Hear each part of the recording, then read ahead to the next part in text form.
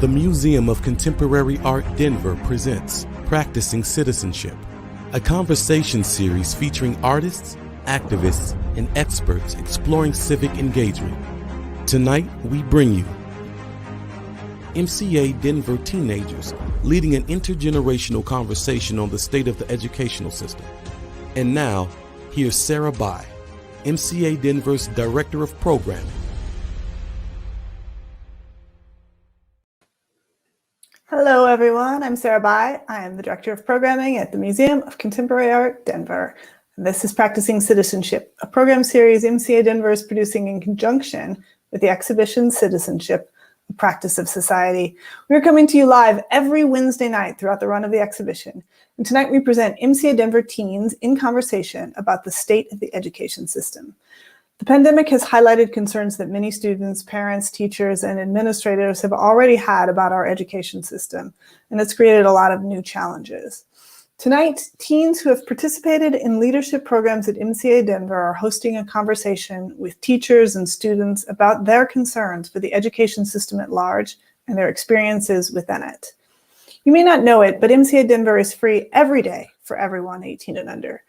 We host leadership programs, internships, workshops, special events, exhibitions, and other opportunities for creative high school students. And we are so proud of the work that these amazing young people do. And every day, I feel like our future is in good hands. Tonight, we are joined by two of these students, Felicia Winifred and Sanyu Kimbuka, who are alumni of MCA Denver leadership programs who have invited fellow students, Polly Torian, Hermela Goshu, Rashika Kartik, and educators Gerardo Munoz and James McAvoy and Julie Graff for a hearty conversation about what education has looked like this year and what it might look like in the years to come. This conversation was recorded last week, but Felicia and Sanyu will be hanging out in the chat to answer your questions. Before we get started, I will take a moment to ask for your support.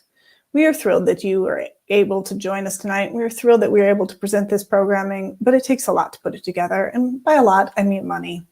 If you have the means, please consider donating to support MCA Denver. We suggest a donation of $10, which is what we would normally charge for tickets, but of course, any amount helps, and we thank you for your support. Felicia and Sanyu will introduce their guests, but let me tell you who they are. Felicia is a senior at South High School and an alumni of teen programs POV, or Point of View, and Moxie Magazine. Sanyu is a first-year college student studying art history, and she is also an alumni of Failure Lab and Moxie Mag. Please welcome Felicia and Sanyu.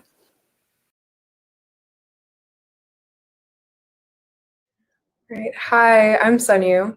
I am a college student who is also part of the teen programs here at MCA. Hi, my name is Felicia. I'm a senior at high school, and I'm also an alum of the MCA teen programs. Today, we're going to be hosting a talk or a discussion on education, the state of education right now in the middle of COVID, and how confusing that can be for a lot of people. So our first guest tonight is Rashika. She is a student at St. Mary's High School, an educator with the Colorado Center for the Blind, and she was also the recipient of the 2020 Arts and Society Grant Award and Dairy Arts Micro Grant. Our next guest is James, who is an educator at Stanley Lake High School. Has been teaching for 20 years, and he teaches psychology, AP European history, and theory of knowledge. Our next guest is Hermela. She's a senior at East High School, and she is interested in student voice and keeping the school and district an equitable place where everyone can succeed. The next panelist is Gerardo, who is a 22-year social studies teacher in Denver Public Schools, DCIS, where he has taught courses from grades 6th to 12th, and he was named the 2021 Teacher of the Year in Colorado. Our next guest is Julie, who is a mentor at Boulder Universal, which is the online school for the Boulder Valley School District, and her focus is on the mental health of students, and this is also her 7th year in that position. Next, we have Polly, who is a student at Stanley Lake and is also an MCA alumni, and she's interested in accessible, inclusive, art-based learning. So thank you so much to everyone for being a part of our panel. We first want to ask all of these students what education looks like for you right now. So kind of like whether you're in person or virtual, what your classes are. And if we want to start with Polly. I'm currently doing a all remote learning plan, although my school is offering a hybrid in-person learning option. All of my classes are held through Zoom and all of my work is done digitally. Carmela, if you want to go next. Yeah, so I am currently also on a completely virtual plan. My school is offering a completely in-person version as well. We have changed our grading system from semesters to quarters, and we have 2 classes a day for an hour and a half each, so looks very different than it usually looks. But yeah. And then Rashika. Hi, so actually I'm fortunate to be an in-person student currently at my high school. My high school has been very flexible, which is pretty incredible, and they offer completely remote options, hybrid options, and in-person options. And I think that while the vehicle and the delivery of my learning has changed, the goal of creating academic, social, and emotional development has stayed the same. Educators, what does school look like for you right now? We can start with James. Since I teach hybrid, so I have 8 to 10 kids in the room and then 20 to or 25 remote on a computer. So it is a juggling act with chainsaws, and it is a difficult balancing act for sure. Trying to hear everybody and get everybody engaged has been quite a challenge. Gerardo. Thank you. I would say that it's wild. It's pretty interesting. If you can imagine trying to build a plane while you're flying it, it kind of feels like that a lot. And so it's, I come home exhausted, a lot of screen time, like our young scholars experience as well. But I think on the whole, I've gained a lot of tools. I understand, and I've always been pretty digitally proficient as a veteran teacher, but I've really learned what kind of tools are out there that can actually make for a better experience. Despite a steep learning curve, I think what it's forced me to do as a teacher is to really just come back down to what it is that drives me to be a teacher and find ways to find digital tools that will amplify that. So my focus has always been on building community, and that's been the number one priority. So not gonna lie to anybody here, it is really hard. But I think I'm doing okay most days. All right, Julie. Let's see. Well, I work for the online school, and we've been online for, I think it's our 10th year, my 7th. So the radical change for us this year is we went from a school of about 150 kids to 1,000 kids in like a week in August. So it has been, we have been scrambling. Well, first semester we were scrambling to just support everybody and get everybody up, on board, and all of our teachers and, 800 new students in a week. Other than that craziness, it's been, exhausting. Tons of Zoom meetings. I live in this little world that we're in right now, which is so bizarre and so not like who I ever thought I would be as a human. And I feel like I'm somehow connecting with more kids than ever. Granted, our numbers are bigger, so I have more kids to connect with, but these meetings, I don't know, kids can just pop in and pop out, and we can, I'm able to see more faces, even though it's this weird one-dimensional screen. So I think we're managing as a school to just be super creative in how we can connect and how we can keep kids engaged. And I'm not teaching, so I don't have to juggle chainsaws. I think that's what James said. I'm just doing, social emotional check-in, and kids are dying for that. So we're doing a lot of that, but it's on Zoom. Yeah, I can only imagine how hard it is to be a teacher, because I know being a student is hard too, but we're not the ones doing all the work. We're just logging into the meetings. So now going back to you, teachers, if anyone wants to jump in on this question, how is your curriculum and what you're teaching changed, if at all, in the past year due to COVID, due to the Black Lives Matter movement, or due to elections? So there was a lot in there. Let me see if I can get all of it. So I have some advanced classes, AP and IB, and unfortunately this year there has been no change. They have kept the full exams or full evaluations, whatever that is, full content.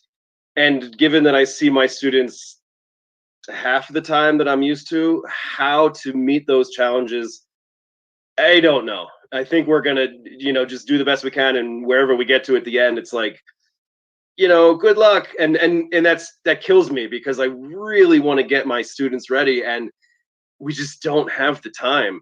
That being said, my on-level psychology class, I've definitely tweaked it, and I don't have any curriculum, so I can do whatever I want. And so I've definitely tweaked it to have more focus on mental health. We've really expanded our unit on stress and how to cope with stress, because there's obviously a lot more stressors going on right now. So it was really nice to have that flexibility. But then in my other classes, this is what's been prescribed. Good luck. So that has been a real struggle, and I won't lie, it has kept me up at nights for sure. The curriculum that I do has actually changed very dramatically as a reflection of the events happening this year. The great thing about the work that I do is that I can very much dictate what I want to put out and cover, and that's been a real gift, I think. And I think the main thing that this year has taught me is to kind of slow down and change my priorities as to what matters. I realized that a lot of things that I took for granted were something that really needed to be emphasized. And so through COVID, I shifted my artistic teaching from going from kind of conceptual based learning to a holistic learning approach that also facilitates interpersonal connection and peer-to-peer collaboration as well.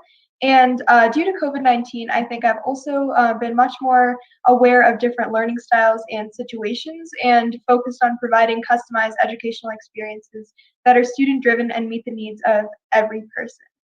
I also think that the potential of technology has been one of the great silver linings of this pandemic in relation to both the elections, Black Lives Matter movement, and just things in general. Because while I think that there is a big digital divide, technology is a great common denominator among many people, and it allows educational materials to be much more accessible to certain populations. So, for example, I work with a lot of students who are blind and low vision, and for them, sometimes transportation is a barrier. So previously, we were restricted to local areas. However, now I've taught kids from around the nation and sometimes even around the world, and that has really opened up a conversation about diversity, which breaks kind of the Eurocentric approach that I've experienced as a student. And it facilitates a conversation that teaches tolerance and open-mindedness, which I think is important in any climate, but particularly so to the modern day.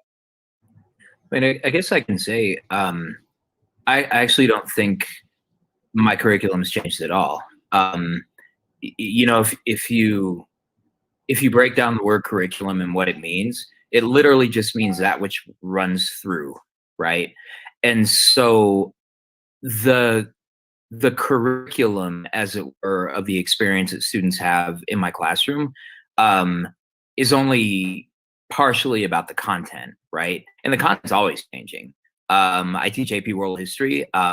We were informed last year, like as soon as we were shut down, that the AP exam would only go to the year 1900, which was extremely disappointing, because when you start getting into bigger context, that was kind of sad. But at the end of the day, my curriculum's always been my students. Curriculum's always been my community. It's always been trying to act as a public intellectual that is willing to help my community make connections between this world of learning and the world outside. So, we engaged in critical conversations, interrogating the validity of standardized testing, of College Board, of just the reality that to Rashika's point, that there is a massive digital divide, and I think my students at DCIS, none of them were surprised by the obstacles that presented themselves. COVID didn't give us anything new. It just exacerbated the existing inequities that we had, driving hotspots around to people's homes and, ensuring that people have working Chromebooks and all those like little things. And so, I've always worked, and it's not the most sustainable thing to do, but I've always worked to try to adapt the content that I'm supposed to be offering to the community that's in front of me, because otherwise it's not relevant, and otherwise it just reinforces those systems of domination that are in front of us. And so that's been kind of the experience. And like I said, it hasn't been easy because people are going through a lot of real difficulty right now.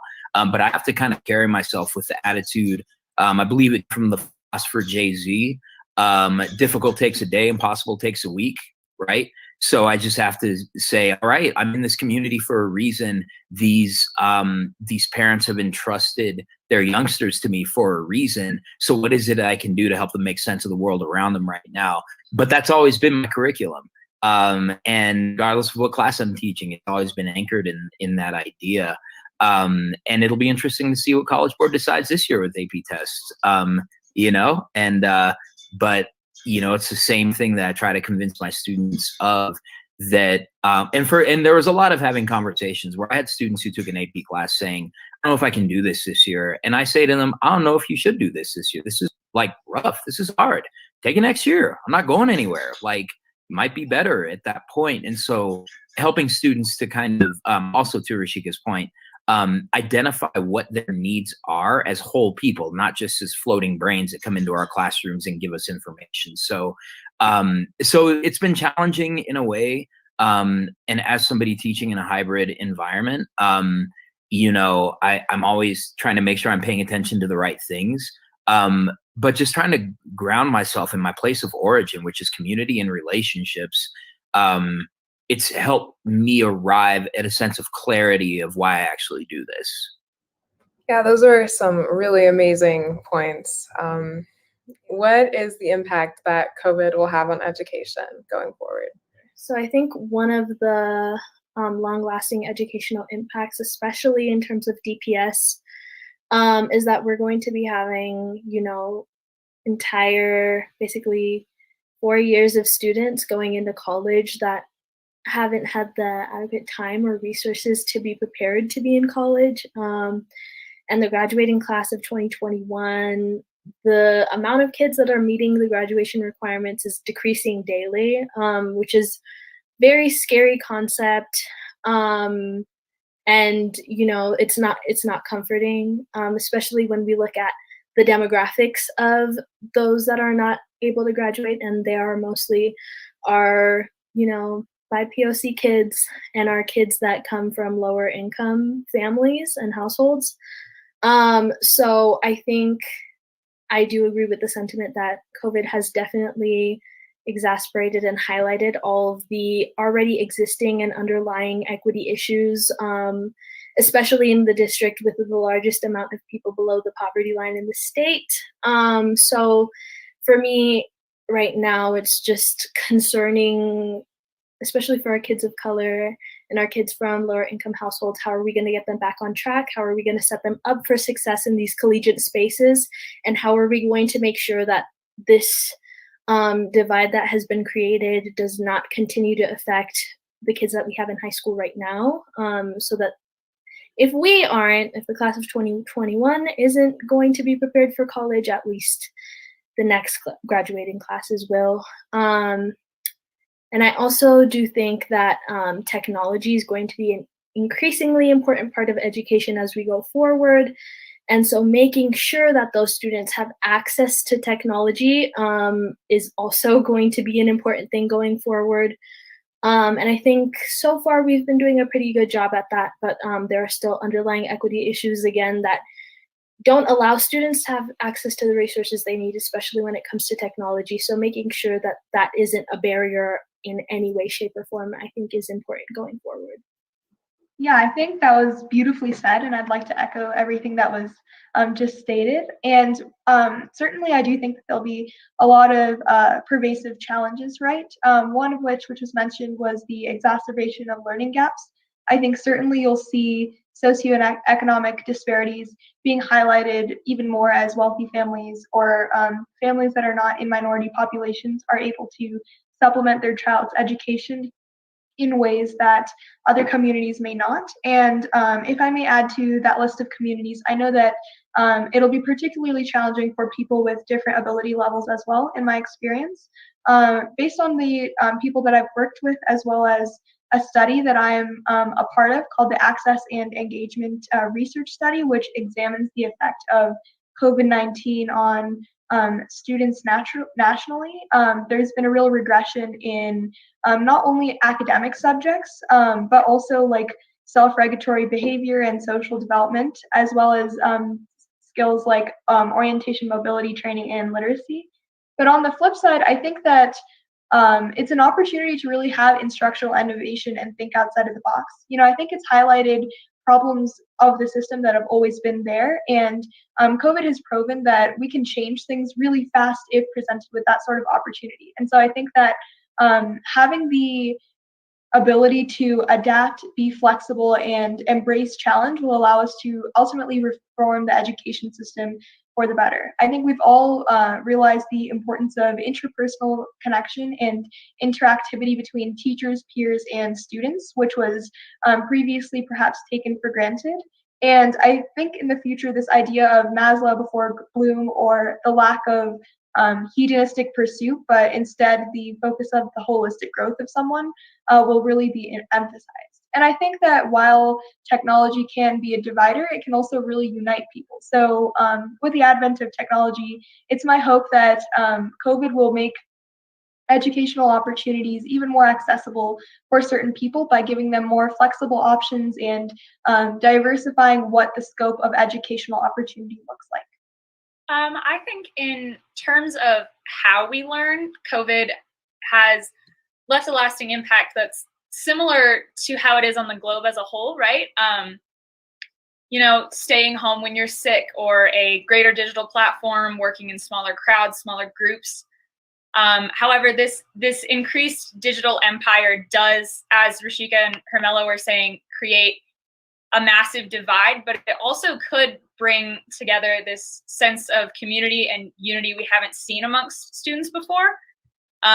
It's really easy to hope that with technological school and at-home schooling, that more and more households have access to education. However, as Rashika was saying, there are wealthier families that are going to take this opportunity to educate their children further than they already were. And there are lower income households that are having to reduce their children's education. So I do think that, as stressful as the highlighting of these systematic issues are, it can be super helpful to see how we can change the infrastructure of learning.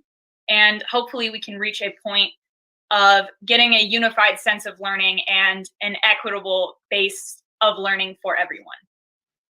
This is a hard one. Because I think that, well, I want to preface by saying that I'm not categorically a pessimist. I believe in what Gramsci always taught, which was to have pessimism of the intellect, but optimism of the will, and to have that kind of critical consciousness. The first thing that comes to mind when I think about what the lasting impact is going to be, honestly, it's going to be lives lost and chronic conditions, and just there are people whose lives will be disrupted forever, for the rest of their lives. And I think that a lot of those disruptions will happen along race and class lines.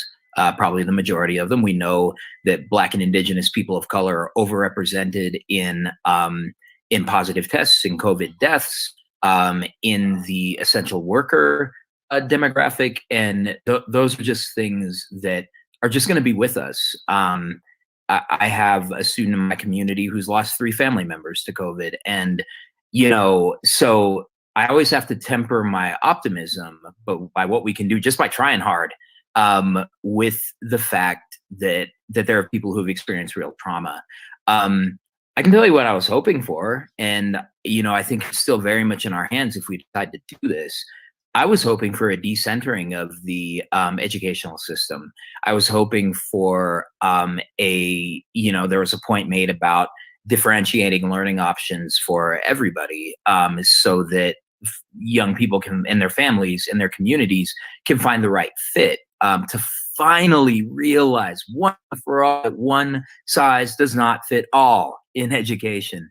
There have been a lot of signs that concern me, because there's been a lot of discussion about getting back to normal, returning to normalcy. And I grew up in 5 Points. Normal wasn't that great. Like, I love my neighborhood, and I love the community I came from, and I love the high school I graduated from, but there were life paths that were snuffed out, and that was normal. And so normal doesn't sound amazing. To me, the real step back will be if we decide we're just going to go back to where we were. If we don't seize upon the opportunities with the inequities and the oppressive systems laid bare, to try to reinvent aspects of this work.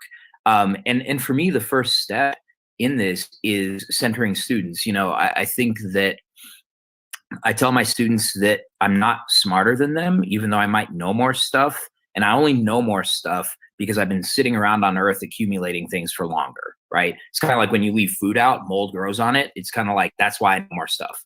I've just been sitting out longer. And this is a moment when I'm working with my students that I realize, you know what, y'all? We have the same amount of knowledge about how to do this right now in a hybrid environment. Like, you have actually, like, for once, more about the student end than I do, right? And we may be on equal footing when it comes to how we engage the world from this space. So how do we center student voice? How do we do that? And I think that could be a lasting impact. But my fear is that there's such a hunger for the normal. And look, I want to see my friends. I have family members I haven't seen since March. I used to play indoor soccer. Felicia, I am not playing soccer right now. It's the saddest thing ever. And, there are a lot of things that I would like to get back to. But in terms of going on with the obstacles that students in my community have had to fight, I'm kind of done with those. And I'm hoping we can find a way to transcend those. Just to add to that, yeah, first of all, students, your answers are so inspiring. You're all so brilliant. It's a little intimidating speaking after you. So just saying that. But a couple, not to be, well, I agree with everything that's been said. There are a couple shining things that have come out so far of COVID. Well, our school is state. Anyone from Colorado can go to our school. So we've been able to bring in a lot of students that normally would never have thought to come to a Boulder school. So we're reaching a lot of kids in rural communities and kids all over the state, and some families that are traveling actually outside of the state too. So our reach is bigger, which feels exciting. And the level of empathy that I'm seeing students have in our student groups is high. We had a kid break down in a group today, and it was just a mentor check-in group. And all the kids that were in there just stayed present and stayed engaged and didn't want to hang up and wanted to make sure she was okay. And I don't know that that's a COVID thing, but I do think everybody's raw, right? We've all been through so much, and I think our hearts are open. And I think there's ways to engage now that, in the past the bell would have rang and it would have been time for math, right? Or whatever. And now we're just all sitting in our pajamas on Zoom, and it's like, you're not okay? Okay, I'm gonna hang out and see if you are, and make sure you're resourced. you know, show up for you in this weird Zoom way. The other thing I was going to say, oh, we also, we have a lot of kids who have medical conditions that normally wouldn't be. We never really did Zoom meetings before, but now that we're doing them all the time, we have a lot of kids. We have a lot of kids that are in the hospital for various reasons, and those kids can show up for meetings. Whereas before we didn't do this, so we are reaching. We're reaching kids in a different way. One other thing too is I've had a lot of kids with anxiety, shocking, right? And COVID, a lot of my anxious kids are doing great. Like my introverted, anxious kids that don't have to go to school right now and that don't have to turn their camera on to talk to a teacher, but are brilliant and want to succeed, but have been really impacted by the pressures of showing up to a regular brick and mortar situation. Now that that's removed from their reality, they're shining. So there are some shining things happening, and yes, everything else that you all said is absolutely true as well. And to that point, I think it's a great point, Julie, that when we start making assumptions that the effect of not having school, in-person school, sorry, when we make the case that it's been categorically bad, we forget about folks who maybe felt harmed in the traditional school setup. So we think about young people with cognitive diversity, right? For whom the environment wasn't set up. We think about students with anxiety issues and depression issues, and those things can be exacerbated in school. And I've wondered if some of our students of color who often experience racial microaggressions or outright aggressions within a school environment, if they kind of don't mind not being in that schoolhouse every day. It's just a question. I know that a lot of teachers of color have expressed that, you know, we can kind of ease back from an environment that can be sort of hostile to people of color. Maybe it's not so bad that that we're away. I miss my students, so I definitely feel torn. But it is a question of, you know, are people able to find things about themselves that they maybe wouldn't have discovered otherwise? And I think the visibility of the Black Lives Matter movement, which has been pretty inspirational for me coming from where I came from, I think that has filled some of the void experienced by some of my BIPOC students when it comes to, well, they're learning. They're just not learning what the teacher's assigning, but they're watching these demonstrations. They're reading these posts that come out on social media. They're educating themselves about civil rights regarding Black Americans. Like these are actually things that arguably are more valuable than some of the subjects I teach. I just want to add to that real quick and say that I think that yes, there have been some positives, but when it comes to microaggressions and criminalization of students of color, I think that maybe there are some things that aren't so great as well. There was a student named Grace who couldn't attend online learning and was placed in juvenile detention for months on end because she literally did not have the resources. There are teachers who kick students of color out for various reasons. There are students of color who are not able to access their classes and therefore are not doing well in their classes. And then, you know, when you're not doing well in school, that also, you know, feeds into the school to prison pipeline. So I think I would personally have to say it's probably 60-40 or 50-50 when it comes to the students of color that are doing well and those who continue to, you know, face these microaggressions and criminalization of their learning. And there are new ways every day that are being found to criminalize students of color and to make learning more difficult for them and to exacerbate these systems like the school to prison pipeline. And also, as for the Black Lives Matter movement, I want to say, especially in spaces like Colorado, I feel that it's served to give people this kind of false sense of activism, false sense of hope.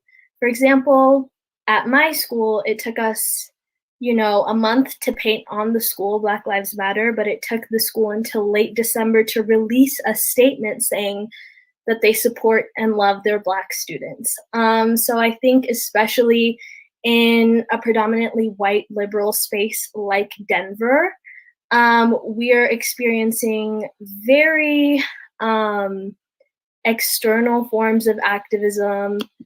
We're experiencing kind of this flood of people saying, yes, Black Lives Matter, but then are not willing to look at the school to prison pipeline, are not willing to look at how many of our Black and brown students are being expelled and suspended, aren't willing to look at how these education systems are failing our Black and brown students. And so they've served a purpose to kind of create this false sense of unity and this performative activism. But when it comes down to dealing with actual issues and making structural changes to make our education system foundationally equitable, that is not happening. And with the way that DPS has chosen to open up its schools, I think those systems are just being highlighted even more. First of all, there was little to no communication about what was happening when schools opened up, especially not to students. And then parent engagement for students of color is already really, really low and a huge problem in our district. So then when you add a lack of communication to that, and a lack of communication in different languages, a lack of communication that's accessible, you're deepening the divide. And there's also several students that have to take public transportation to get to school, who are being exposed to COVID once or twice or 3 times or 4 times a day just to get to school. And for East Case, be there for 3 hours and then expose themselves even more to get back home. There are students who are having to work to feed their families, and their teachers aren't accommodating to that. So I think, yes, there's a lot of positive, but I think there are a lot of stories that aren't being told unless you are looking for them. And I think DPS is a great example of that, because we have a ton of students whose stories and experiences aren't highlighted and who are being left out to dry as they had when school was, normal. And so not only are we not addressing the problems that usually happen, we're also creating new ones and then not addressing them and then leaving students of color out to dry, basically. So I think that there is some good, but I think that we're not, right now, our capacity for listening to bad stuff is very low, because everything is, falling apart, and that's okay. But just because we can't hear anything else negative, I don't think that's a good excuse to leave students to fend for themselves. Hermela and Gerardo, you guys briefly touched on this previously in the conversation, but taking into account all of the systemic issues that are being exacerbated right now, and thinking about college and how students are drastically underprepared for what it's going to be like, and with the College Board, canceling the SAT with essay and subject tests, this is, an open question to everyone, but how do you think the process of going to college, the prospects of going to college, or also not going to college are changing this year, and how how college is going to work for seniors applying? I can start. I think we've taken a great step with not requiring standardized testing, especially since the SAT has a very racist background, and is literally meant to prove that our BIPOC students and students from low-income households are innately stupid. That's what it's meant to prove. So having that not being a requirement is a huge step forward. But also what I see happening is that everyone is going through it right now. But of course, our minority students are going through it more, just inevitably. And kind of what I envision is when we speak on our problems and we speak our, the way our school systems have failed us and continue to fail us, it'll be like, well, everyone's going through it and everyone's having a hard time and everyone is struggling right now, which is true. But it's also like our BIPOC students are struggling more. So it really troubles me to see like our unprepared BIPOC students start to apply to college, and like a lot of them needed a lot of help with FAFSA. Me personally, I'm a first generation student. My parents had no idea what they were looking at, and I had to figure it out on my own. Things like that just make it insanely harder to do something that is very simple for other people is just really concerning. And then again, like Black women hold the single most amount of student debt in our country. So like, and financial literacy in our Black and POC communities is a huge problem. Like we don't have that financial literacy and we don't have the basis on which to have it. So to see students not have those in-school resources like financial counselors and stuff like that and college counselors, and then applying for these big loans that are possibly going to like screw them for the rest of their life, and like not understanding how to apply for financial aid and like CSS and FAFSA and all those things. It's just like, it's just a cycle and it keeps going. So as of right now, I don't feel like, especially our BIPOC students, are prepared to go to college. I don't think they're prepared academically. I don't think they're prepared financially. And I think that my district should be doing a better job at extending those resources in my school as well, and making sure that students have access to things that are meant to help them and give them an understanding of what's going on. I don't know why gatekeeping is such a huge issue. Things like waivers and like free application days and stuff like that, like those aren't communicated to the best of their ability, I believe, and only the people that know about them get to utilize them, which, just furthers that cycle. So I think that schools really need to be reaching out to students that are applying right now and saying, this is this. Like I had a bunch of people that didn't even know they had to like submit transcripts. And they were like, when was I supposed to do that? And their application is due tomorrow and they were supposed to do that 2 weeks ago. And I was like, So I just think we could be doing a lot better. I personally agree with absolutely everything Hermela said. I'm very fearful of how college education is going to increase this racial divide of education, because obviously like wealthier families tend to be on the white side. They get that privilege of looking at these higher levels of education, possibly going internationally in countries where COVID isn't ravaging the same, and they can continue increasing education for their children, right?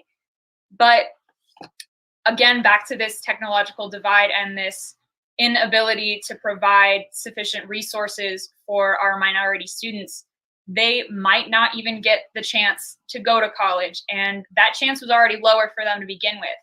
And we're just decreasing, we're suppressing this community even further.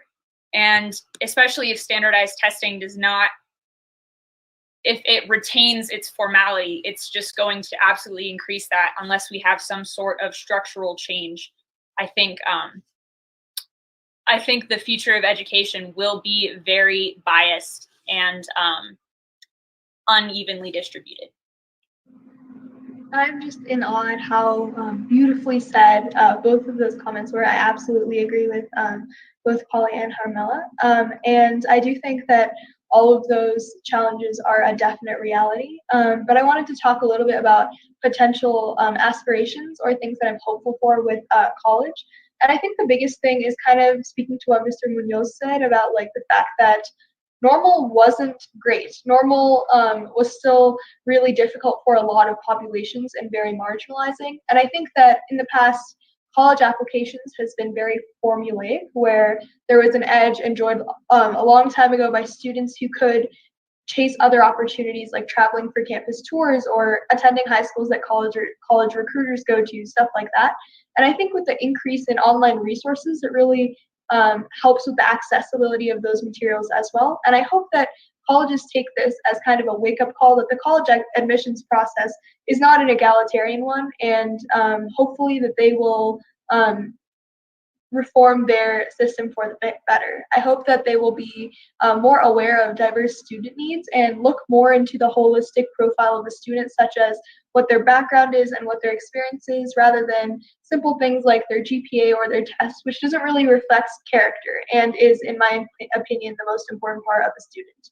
And finally, I think that it's taught us that we can be adaptable, and I hope that this creates new possibilities by, as I mentioned earlier, creating new educational molds for everyone to thrive, regardless of where they are and where they fall on certain spectrums, as well as having things like new majors and new prospects that will drive the world forward that wouldn't previously have been a possibility if not for COVID-19.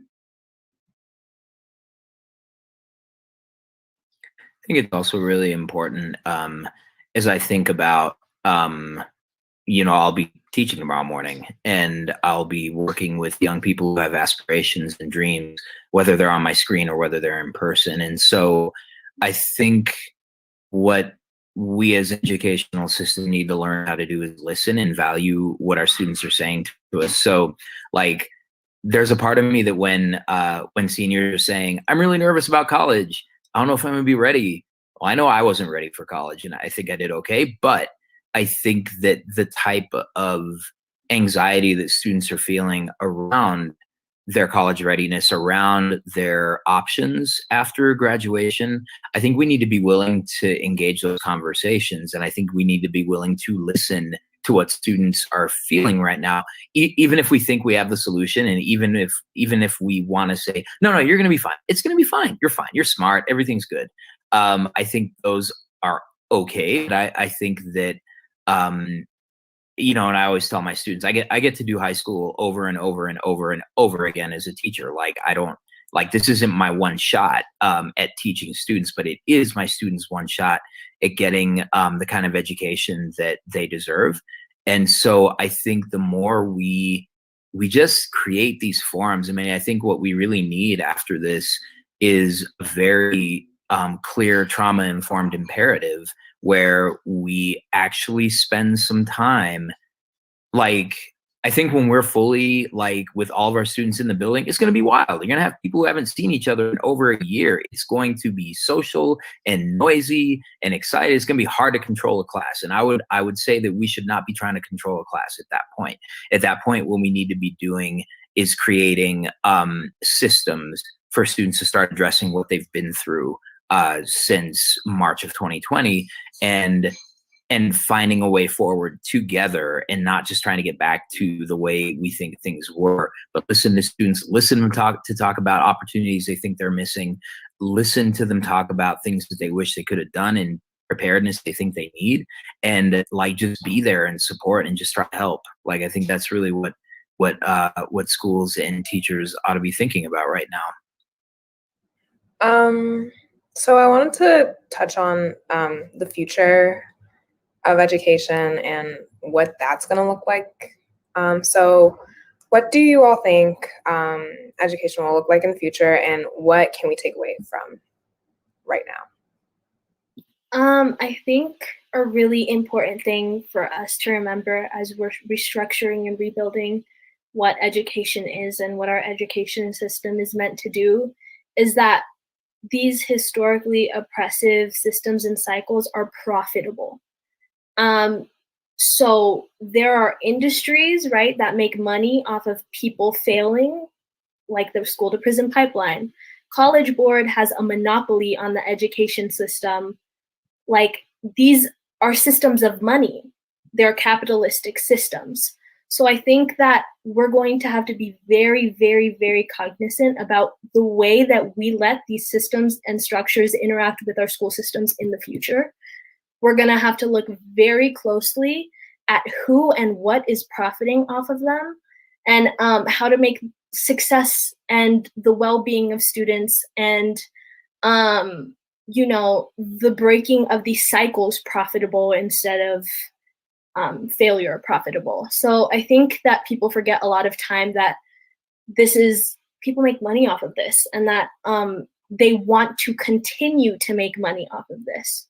So it's gonna take a group effort. It's gonna take the power of the people, but it's also gonna take like legislation and acknowledgement, I think, of those structures that are profitable to make sure that they don't keep perpetuating themselves. I think education should be about learning. I don't think one company should have a monopoly over the education system. I don't think students shouldn't have access to classes and books and education because they can't pay for it.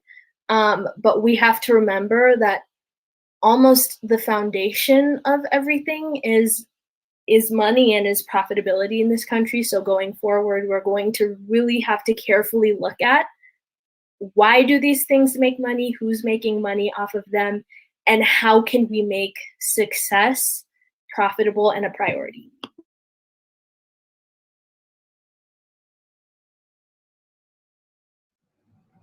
Just to wrap us up with one last question. To everyone, what do you guys think are some of the biggest mental health challenges for students and for teachers specifically? How have you kept in mind kind of how students are doing with also having to teach to a curriculum, and like Mr. McAvoy, I think you mentioned earlier, with having to teach to the College Board, and so that students can learn the whole curriculum during this year? So it's a struggle, right? So trying to get them ready as best you can, content, skills. I want my students to be able to play the game. I want them to be able to get in, and at the same time recognizing what Hermila said. Like, that's a great point about the profitability of it. So it's like, learn how to play the game, get in, and undermine from within is ideal. Now, sorry, that was a little bit back. I'm being like a politician here. Damn it, I'm sorry. Apologize. But the mental health thing, gosh, it's such a tough balance because I don't see what's going on a regular basis, right? I talk to a little dot on my screen and then they go away.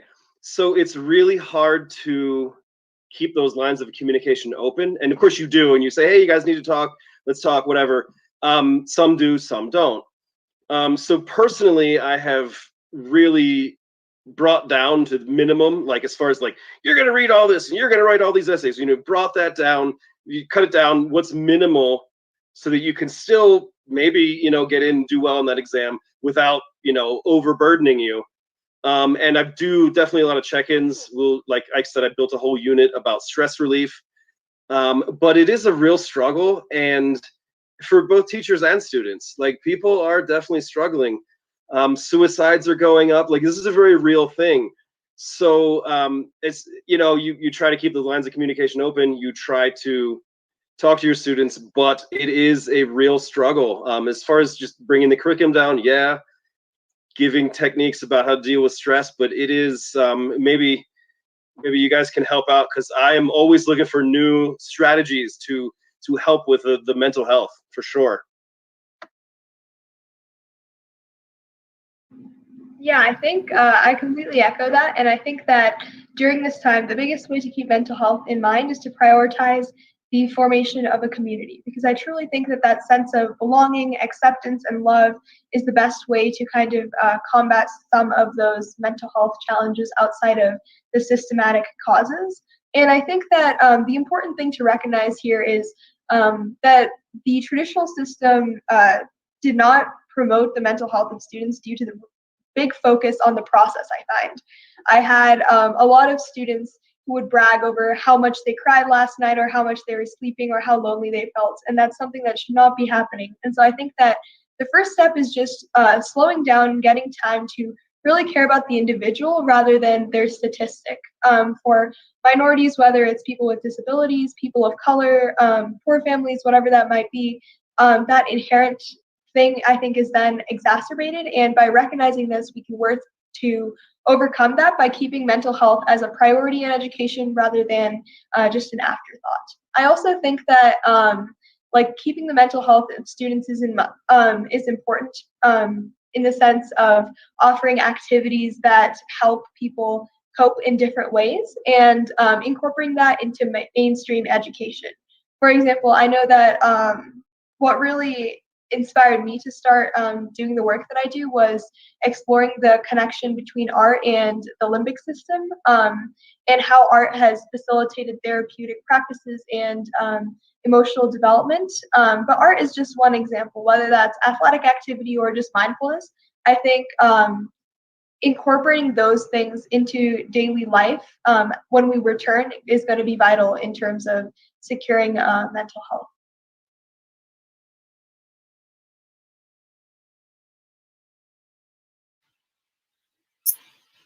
I can talk about this for about 5 hours, but in a nutshell, I think we have to be vulnerable as educators and allow for creating safe spaces and allow for vulnerability in our classroom and in our student groups.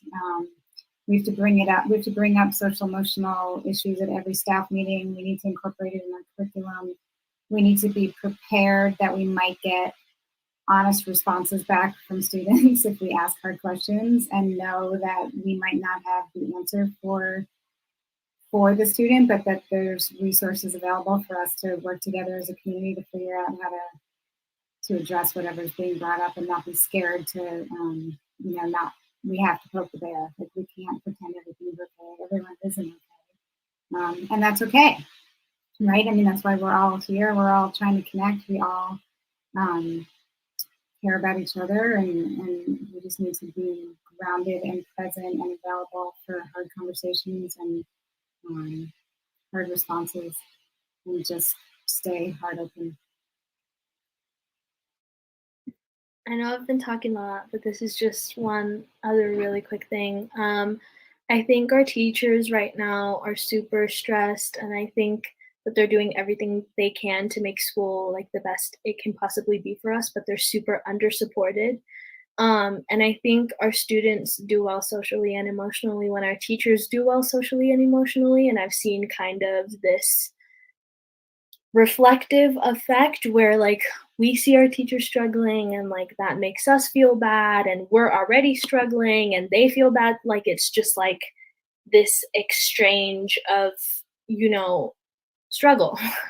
So I think that school districts and like larger systems need to be doing the best that they can to support teachers right now, because our entire education system does well when our teachers do well. And that hasn't been a priority, I don't feel, especially not in my school district, but I do feel that it should 100% be a priority going forward, and that teacher voice, teacher input should always be one of the top priorities in any decision-making process, and it should be incorporated in just like everything that's done. I just wanted to quickly really emphasize what Harmela said and give a shout out to all of the teachers on this panel and all the educators at large, because I think that it truly takes a village to keep students like me going, and the amount that you guys have done for us is truly unbelievable. I believe that you are the unsung heroes of COVID-19, and you've literally changed entire school systems and fostered the well-being of thousands of students at the drop of a hat. And I feel like society should really value the contributions of educators, administrators, and teachers way more, because they have done so much for us, and we're just so grateful for you. So on behalf of all of your students, everything you're doing on the daily is changing lives, and you're part of the process of getting rid of all of the educational fallacies that we have spoken about to let students thrive. So I really appreciate you. Yeah, that is just the most wonderful point to wrap up on. The teachers, you guys are really the heroes. You're keeping all of us, going through it, and finishing, I know for seniors at least, finishing this year at least semi-strong. Thank you guys all so much for your valuable insight and for sharing your experiences over this past year. But also thank you for youth leaders. I think what you all bring to the table is what inspires me to be in my classroom every day. Creativity of thought, willing to push back and challenge things that aren't right, willing to speak truth to power. I think those are the things that keep me just completely engaged. Like whatever my students think they learned from me, it's not even close to what I learned from them. And I'm only the person that I am today because my students inspired me to be. So, but it's a community. To Rashika's point, it is a community. It is working towards a community imperative. And how do we get through these things together and not leave folks in isolation? Well said. That's absolutely. We thrive when you guys thrive. So I just want to say I'm inspired by hearing all of you talk. This has been a really great experience. So thank you. Thank you all for joining us tonight. That was so amazing and just so inspiring and just amazing to watch and witness.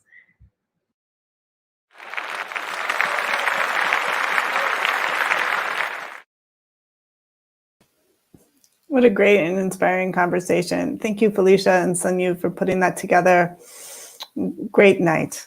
Next week is the last week of our citizenship program series. We are joined for a special Zoom workshop with Adelita Husni Bey and Amal DeBlanc, reflecting on Adelita's workshop with teens at MoMA, which you can see documentation of as part of this exhibition, Citizenship. We will be creating a collaborative, exquisite corpse with Adelita together on Zoom.